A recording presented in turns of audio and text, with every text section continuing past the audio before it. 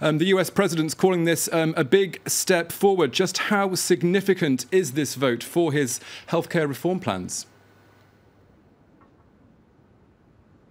Tell you why it's significant. If this had been a no vote, then any attempts to repeal Obamacare and replace it with a Republican plan would have been in serious jeopardy. This was almost necessary for Republicans, especially when you consider that so many campaign promises over the last 8 years and more have been to repeal and replace the healthcare reform that was signed into law by US President Barack Obama. It was Donald Trump's promise on the campaign trail. It was also a promise from pretty much every single Republican who voted in the Senate chamber today. It is only the first step, though. Mitch McConnell, the Republican leader in the Senate, is of course right with that, because all this is a procedural vote. It means that now debate starts in the Senate chamber in public.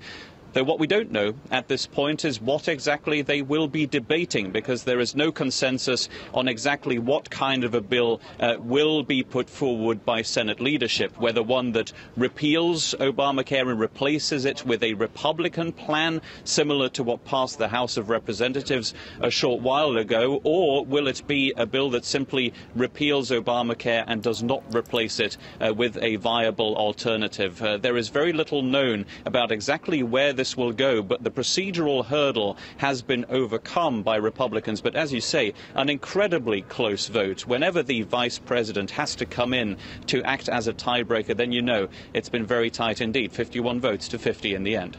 Philip, as you were saying there, clearly a very, very tight result, not really a complete victory for the Republicans in the Senate. What can Democrats now do to try and derail this debate in the future?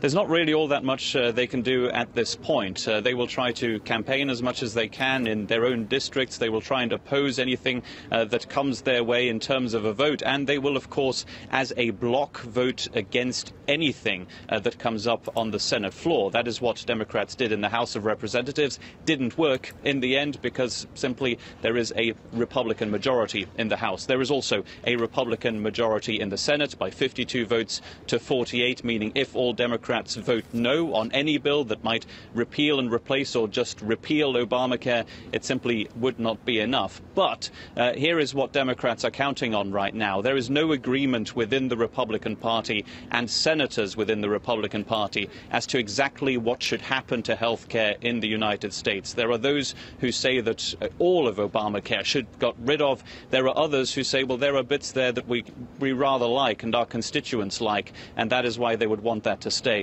In other words, this is only the start of a very, very long debate in the Senate, in US politics, and in the United States in general. Philip Crowther, outside the White House there in Washington, thank you very much for joining us.